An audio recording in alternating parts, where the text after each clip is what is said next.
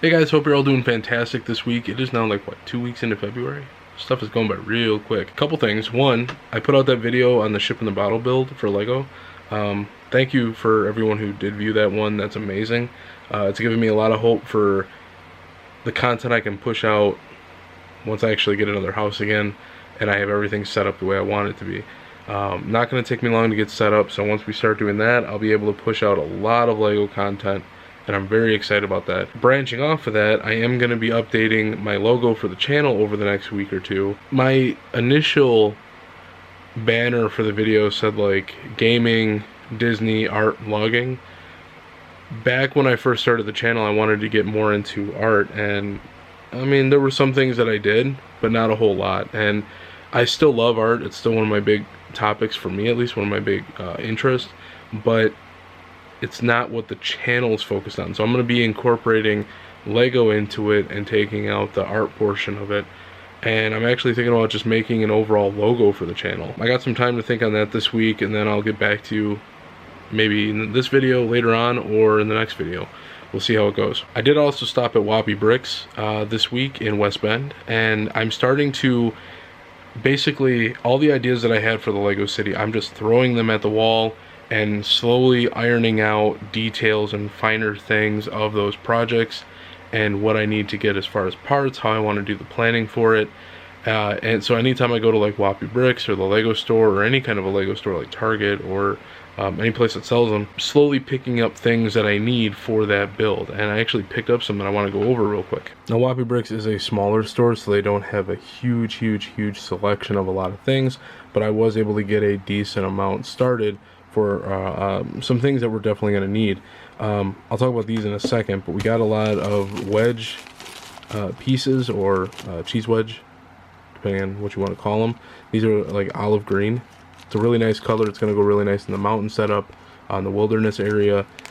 I'm thinking about maybe starting to get some more in like browns and grays to kind of go into that mountain aspect of it.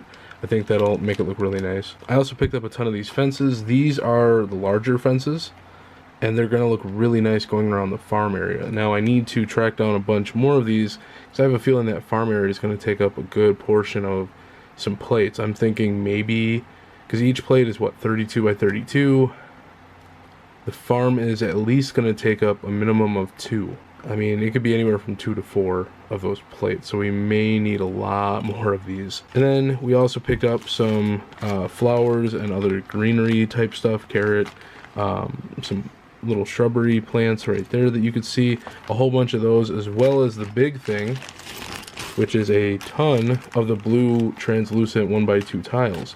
These are going to come in handy when I'm putting the pond together in the wilderness area.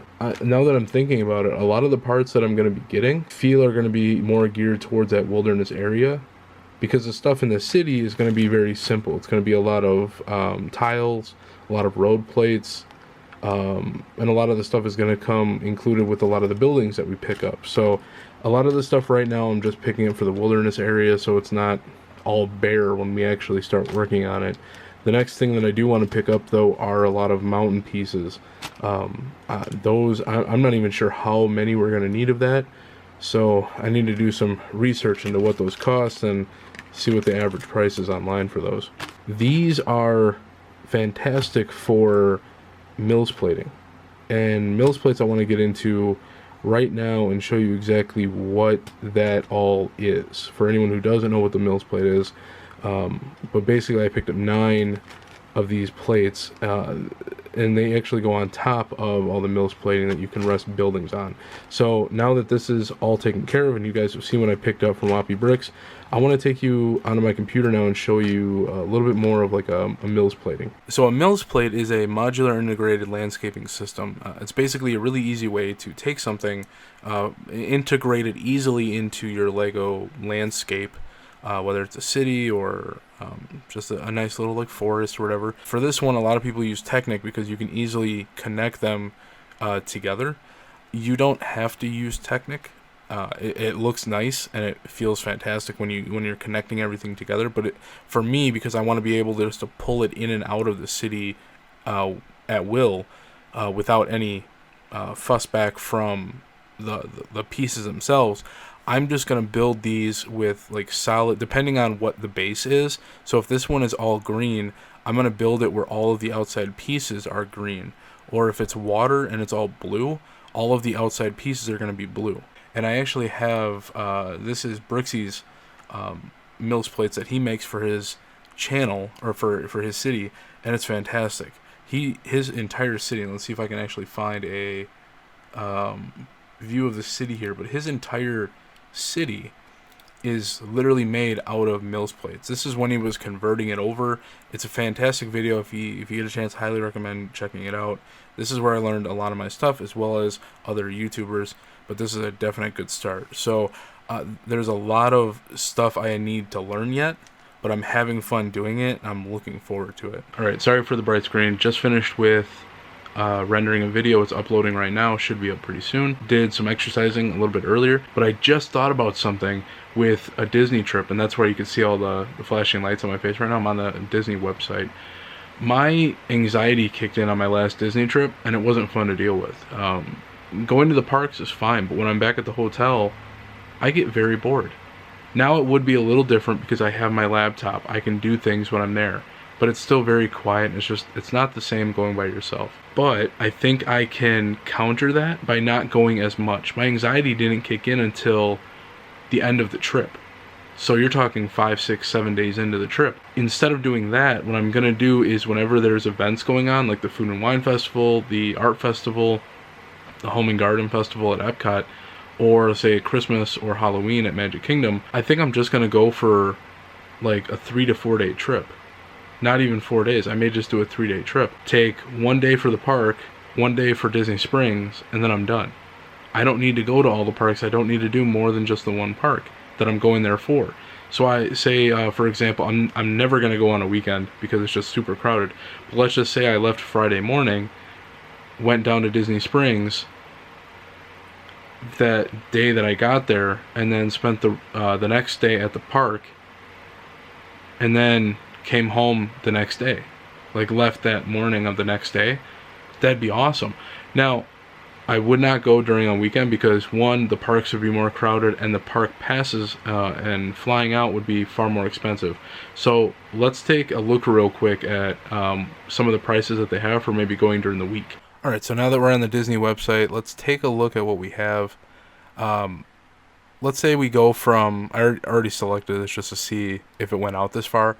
But let's say we go on the 10th to the 12th. So we're only really staying for 2 nights. It is, let's say we arrive Tuesday morning. We have all day for Disney Spring, our first day. The next day we do Epcot for the Food and Wine Festival. And then we leave Thursday morning. Knowing me, I'd probably still take off the whole week, just so I don't have to go to work that week. But I don't want to go in September because I learned my lesson last time, and when the average is like 104 all week, I can eat my way around Disney and still lose weight. That's a problem. So we're going to go with October, a little cooler, just a tad bit, a smidge bit, not as warm. We're only going for 2 nights, 3 days, 2 nights. And I think, yeah, only 1 adult. We'll do all rooms, few rates. Good grief. Okay, let's not do $600 a night for some. Actually, what are some of these? Jeez. Bay Lake is $709 a night? Jeez. Oh, Grand Floridian, $816 a night. That's crazy talk. Low to high. You could stay at an all-star one. I've never actually stayed at any of the all-stars. We also have $207 for Pop Century, which is cheap. Well, cheapish. I usually go anywhere around $180 to $210. That's like a solid thing for me. That's a standard. Let's see. Let's just get a room. Let's just do it with the room now, because I would probably just buy 1 ticket, and that's it. So I don't need to do like a package or anything. So let's do with a standard room. Yeah, we'll update the offer. So we're only looking for the hotel to cost me no ticket, No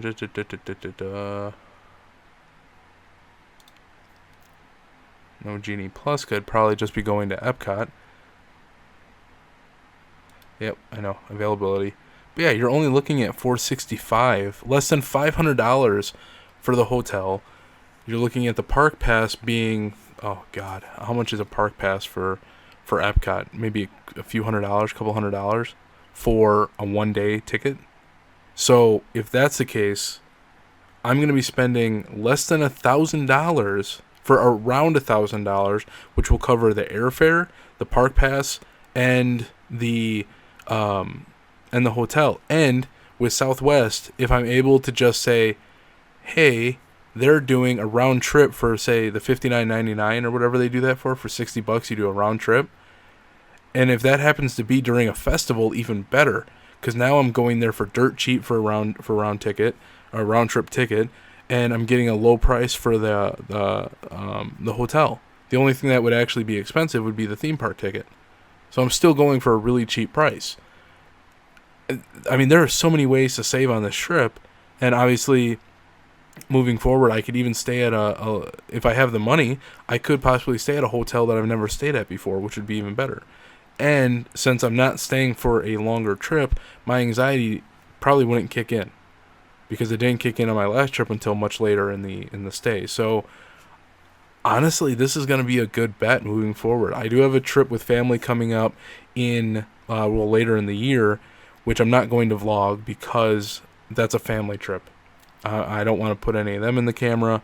So I'm going to be taking a crap ton of pictures, and I will do a review and a haul video with you when I get back. And I'll go over any of the pictures and the rides and stuff like that. But other than that, I would like to continue going to Disney later on. And I think this is going to be my best bet at doing it. So I'm very much looking forward to doing stuff like this and doing really small trips with you guys. So yeah, let me know what you guys think of that. Do you guys do any small trips? Let me know in the comment section below. And I'd like to hear what you guys have to say about it. Hey guys, hope you're all doing fantastic today. I'm having a really good day so far. Stopped at Wappy Bricks on the way home from work. Had a whole bunch of minifigures from their Series 24 collection. So I decided to trade those in or exchange them for minifigures that I actually wanted. And these are the ones that I had. And then these are the ones I traded them in for. We got Hercules, Hades, and Jack Skellington. Unfortunately, they didn't have any Sallys left. Hades was about $12, Hercules was about $8, and Jack was about $20. So I think because Nightmare Before Christmas is such a cult favorite for a lot of people, Jack and Sally were actually going to be a little bit more pricey, which is understandable. But I'm happy I got all these three, and I just need to keep my eyes open now for Sally. So I owe you guys a little bit of an apology. I ended up catching a cold over the past 4 days. Haven't really been doing anything as far as the vlog goes, so not really much to talk about other than me just sitting around getting a lot of rest. But I think where it started was, at least this is what I think. So I was talking to my buddy Mitchell about doing interval training on the bike and changing up my schedule because I was kind of plateauing a little bit. And he got me into doing some interval training. When I did it, it worked great. I lost weight. I was so happy with it. I'm down like 3 more pounds in the past like week and a half, which is really cool. But I wasn't breathing correctly. I'm breathing out of my mouth a lot when I'm doing this. And you're supposed to be breathing in and out of your nose and your mouth at the same time, type of thing. I think it's like in through your nose, out through your mouth. And that's not what I was doing at all. So I ended up wearing out my lungs. And in doing so, I think that kind of just compromised my immune system in a way, and it just kind of kicked off. I mean, I haven't really been around anyone that has a cold, and it just kind of came out of nowhere. But who knows where it could have kicked off from. And right now I'm just thankful for NyQuil and DayQuil, because they're saving my butt right now. But that is going to do it for this video. I hope you guys enjoyed it. I have some more stuff I want to talk about, but I didn't want to take the whole vlog and make it like an 18-minute vlog for you guys. So I'm going to end it here, and I will see you guys in the next vlog. Until then, take care and peace out.